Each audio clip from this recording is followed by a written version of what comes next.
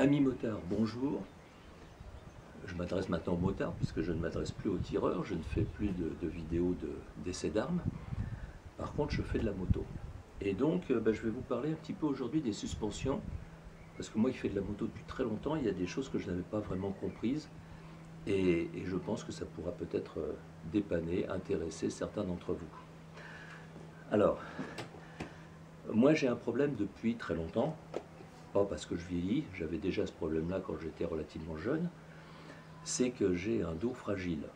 J'ai fait du motocross, j'ai fait du judo, ça a dû me bousiller un petit peu le dos. Et du coup, quand j'ai des suspensions trop dures,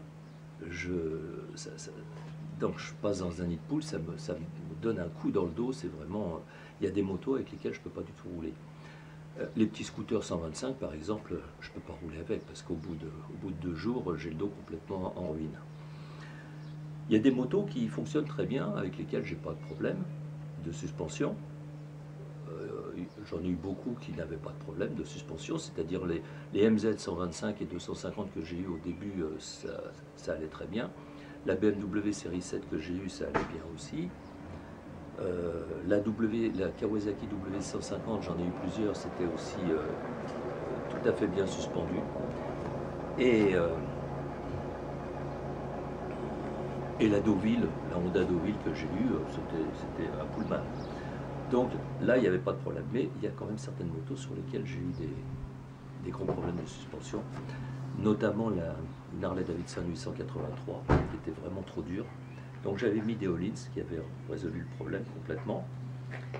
Et j'avais eu aussi une Guzzi California 1000 cm3 qui était vraiment trop dure au niveau des amortisseurs, et j'avais mis là aussi des Öhlins.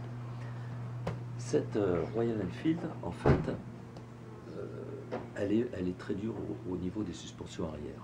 Les suspensions arrière d'origine, c'est celle-là. Elles sont très jolies, mais elles sont beaucoup trop dures. Et des Öhlins, ça coûte maintenant plus de 1000 €. Donc ce que j'ai fait, c'est que j'avais déjà été au Vietnam. Au Vietnam, j'avais eu le même problème de dos avec la petite Honda Super Cup de mon beau-frère. En plus, les routes étaient très mauvaises. Je lui ai dit, je peux vraiment pas la conduire, ça me fait trop mal au dos. Si j'étais en France, je mettrais des amortisseurs Öhlins. Il m'a dit, bon, on va demander. Je lui ai dit, je ne suis pas sûr qu'on trouve ça là-bas. On a été voir le motocycliste. On lui a demandé s'il avait la boîte de vitesse, là, pas très bon. On lui a demandé s'il avait des Öhlins et il nous a sorti une paire de Öhlins. Alors, tout neuf. Je ne vous dis même pas le prix parce que c'est vraiment indécent. Je pense que ce sont des copies, en fait. Plus exactement, des contrefaçons. Au Vietnam, ça ne les dérange pas de faire des contrefaçons de tout, des contrefaçons de Rolex, par exemple. Extérieurement, ça ressemble comme 2 gouttes d'eau à des Rolex.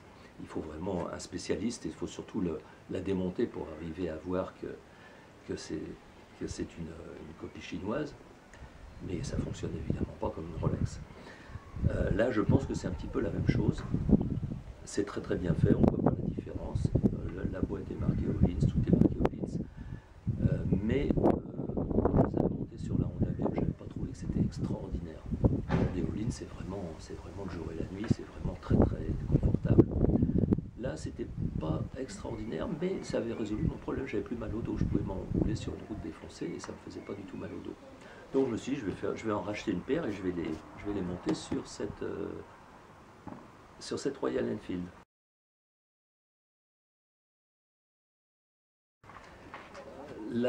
L'anthrax était le même, donc je pouvais les monter sans aucun problème. Le débattement, celui d'origine est de 70 mm, mais je ne sais pas si on profite vraiment de tout le débattement. Là, ça n'est que de 60, mais en réalité, c'est quand même bien meilleur que ceux d'origine. Par contre, il faut savoir les régler. Et c'est là que je suis parti au début sur de mauvaises bases, parce que je n'avais pas bien compris. J'avais d'abord, alors là, donc,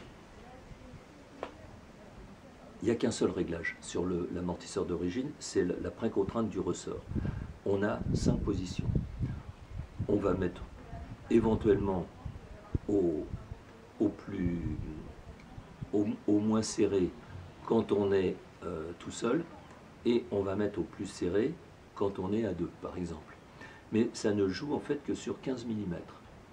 Donc, on ne peut pas faire beaucoup d'erreurs, et on n'a pas beaucoup de réglages. Là-dessus, la réglage de la précontrainte se fait sur 70 mm. Donc là, on a un réglage qui est très important. Il faut en fait débloquer avec une petite clé Allen la vis qui assure le réglage, qui bloque la bague, et ensuite on va pouvoir visser ou dévisser cette bague. Alors au début, j'ai réglé au moins serré, en me disant que ça serait certainement beaucoup plus doux comme amortisseur, comme suspension, mais en réalité ça talonnait. Ça venait toucher le caoutchouc qui se trouve en bout. De toute façon, ça ne se voit pas métal sur métal, mais bon, le caoutchouc il est très dur, ça ne fait pas un amortissement, ça talonne, et donc c'est pas bon. Alors du coup, je me suis dit, ben, en fait, je vais regarder exactement comment le régler par rapport à mon poids et bénéficier de la totalité de la course, du débattement. Et pour ça, il y avait un moyen très simple de le faire. C'est en fait, il y a un petit caoutchouc qui sert de butée. Ce petit caoutchouc, il suffit de le monter tout en haut. Voilà. Je le monte tout en haut. Donc là, j'ai mes 60 mm de débattement. La moto n'a pas de contrainte. Si je la lève, ça ne va rien changer. Je vais m'asseoir sur la moto. Voilà. Sans sauter, m'asseoir tout à fait normalement. Et maintenant, je vais regarder par rapport à mon poids comment s'est déplacé le petit caoutchouc. Et je vois là, par exemple, qu'il s'est déplacé quasiment au moins d'un tiers. Au moins d'un tiers, c'est-à-dire que je n'ai plus que 40 mm de course. Et donc, je me suis dit, je vais durcir ce ressort de façon à supprimer cette course morte. Donc, je l'ai fait. J'avais tourné, j'avais beaucoup comprimé le ressort de façon à supprimer cette course morte créée par mon poids sur la moto. Et après, quand j'ai essayé, je me suis aperçu que c'était dur comme du bois. Donc, pourquoi? Qu'est-ce que j'avais mal fait? Quelle était la solution? C'est là que j'ai essayé de comprendre. J'ai cherché des réponses.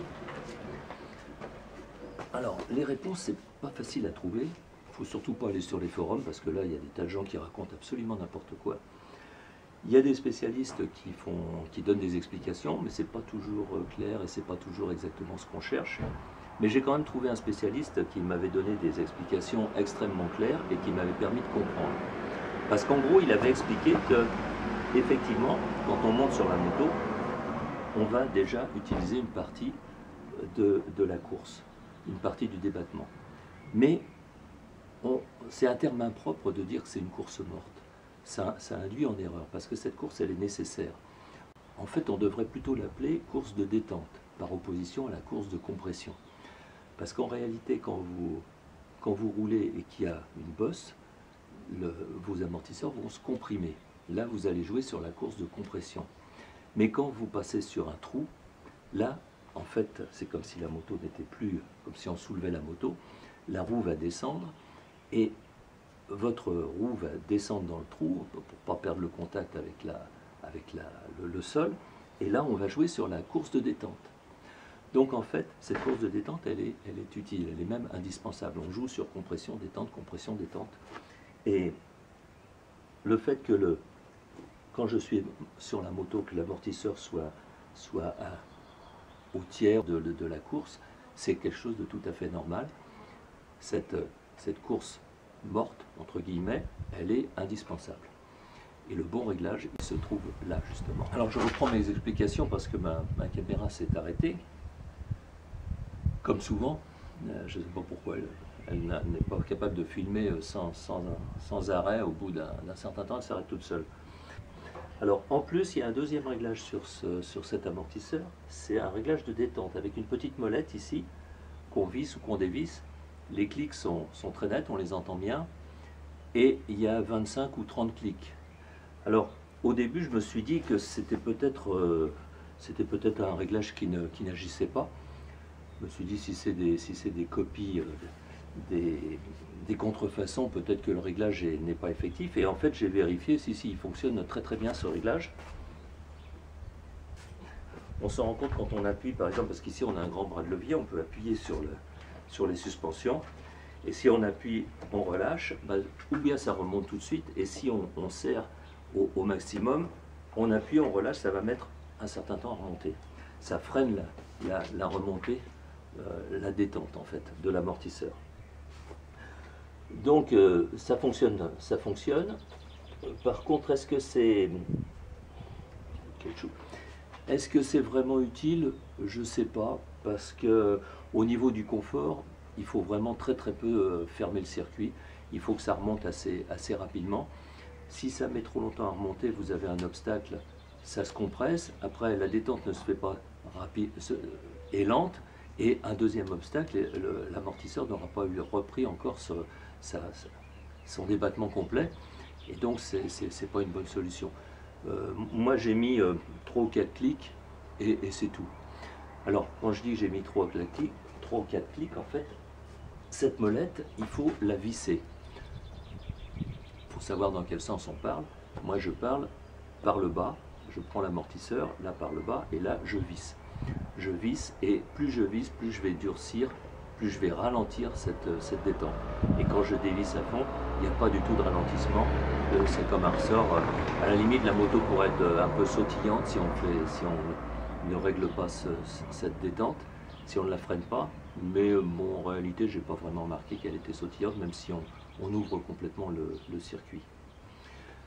Voilà en fait ce que je pouvais dire. Je ne sais pas si ça sera utile à certains. N'hésitez pas à me laisser des commentaires. Et puis, merci pour votre attention, amis motards, et bonne route.